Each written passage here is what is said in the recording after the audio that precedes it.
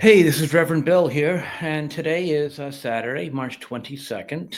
Um, and I just want to start by saying that we suffered a tremendous loss recently with the death of George Foreman.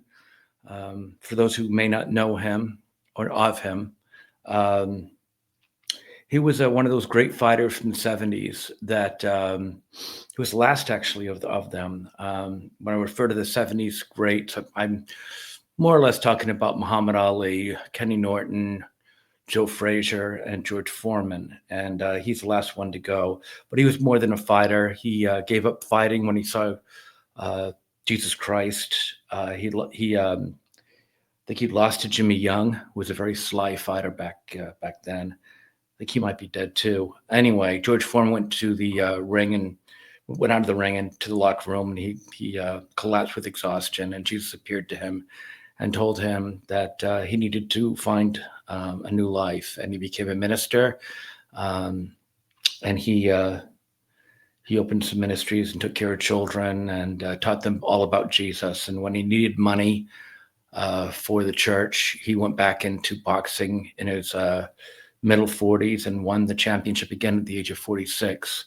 Nothing less than a miracle, in my opinion. But anyway, he passed away, I think yesterday, and now he's with God in His glory. So it's good for him, but it's a terrible loss for all of us. But anyway, um, kind of one of those deaths that actually do make me sad when I read about in the newspaper. And a couple of things I wanted to cover today too. I wanted to kind of talk about Jesus' role in our life. George Foreman found Jesus, and Jesus actually put him in the correct direction, as He will with all of us. I think as He did with me, as a matter of fact. There's a lot of people that kind of say or think that God, as they call Him, or really more specifically, it's Jesus. God is kind of a title. It could be any one of the religions, including pagans. But it's hard to misunderstand when you say Jesus. Everyone knows who Jesus is, and Jesus actually should be the only person that we do pray to or contact, um, because came here, He died for our sins, and He's our liaison to everything that's good up in heaven. So yeah, um, but they think that Jesus or God is just an observer, and He does not interact with us on a day-to-day basis. Um, he's either indifferent or uh, doesn't care enough to get involved. That's not true. Um, Jesus is involved day to day with all of us. The thing is, we have to be open to it, and we have to invite Him in. He doesn't talk to me often. I think only about two times in my life has Jesus ever verbally talked to me. And He didn't come to me to tell me what a great guy I was. I'll tell you that much. He came to me to tell me things I needed to hear, and I didn't like them very much. What He was saying to me, but when God talks to you, you listen. And He told me what I needed to do to right myself, and I did. And I know He was right, but like I said, it's the righteous path is not always the easiest path, as we know. But yeah, I see His actions all the time. I see Him heal people. I've seen Him heal people with stage 4 cancer that have been told that they don't have long to live. So miracles do happen. Um, and He doesn't always respond the same way. He knows what we need. Just because we want something doesn't necessarily mean it's good for us. And we can't possibly know His divine nature or what He wants or what He sees. He's the only one that knows the future. Um, Satan certainly does not. His demons do not. The only one that actually knows the future is Jesus Christ. Um, and He doesn't always respond the same way. One thing I've noticed is when I pray, He seems to be more responsive when I pray for other people than when I pray for myself. Now, I don't know when that is. It could be because maybe I ask too much, or maybe I don't know what's good for me. But I do know that although He does give me what I ask for sometimes, More often than not, I get better results when I pray for others. Um, and uh, and uh, and by the way, if anyone does need any prayers, I am certainly open. If you need anything, just shoot me an email and tell me what's going on and what you need, and I will pray for you. Um, but once we start to realize that Jesus is with us and does care, it changes us. We open up our hearts, and we become better people.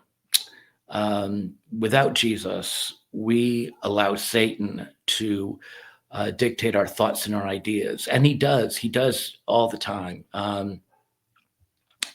Sometimes even at night when I'm dreaming, I can tell that Satan's putting ideas in my head that don't belong in there. He's truly active, and we have to fight against him the best way we can. And if you don't believe me, look at the liberals. Okay, they are truly lost. There's a reason why they're losing, and they're losing because um, they're doing all things kind of evil. But I'll talk about them a little bit later. But Satan's sending them down on the road to hell. And when people do bad things, they become corrupted and they're unhappy, and they don't know how to find happiness. They actually find themselves doing more and more evil as times go by. Conservatives as a whole, I think, are more God fearing. We're more loving towards our family. We understand what the family unit is. Um, we know that two gay people and a baby do not make a family. It's a gay couple that's got another person's baby. I mean, it's not the family that Jesus meant us to have. Certainly not. Um, but we have to keep that in mind. I've been doing these podcasts for a couple of months, and I do not ask for donations. I don't have commercials. All I ask from you is that you allow Jesus to come into your heart and um, to have salvation and go down the road of glory, and teach that to your children, and teach your children to walk down the righteous path towards Jesus and redemption. That's what really is important to me. That's all I really truly care about. And we have got to get the word out there. So if you are inclined to share these, great. Share, subscribe. That would be really, really helpful. And of course, but we have to get the word out there. The word's not going to get out there by itself. So let's see. When I was a teenager, boys will be boys kind of thing. I wanted to see a naked woman. I would have to go into the local pharmacy and wait till the pharmacist's back was turned, and I'd pick up a Playboy and I'd go, "Oh wow," that would be my exposure to a topless woman. At the time, Playboy only really did topless. I'm that old. But now, I mean, any kind of depravity you want, you can just go on the internet, and with a couple of clicks, you can watch all kinds of garbage. I mean, really, Satan has taken over this world so much that, I mean, sin's everywhere. It definitely is very hard for us to be good.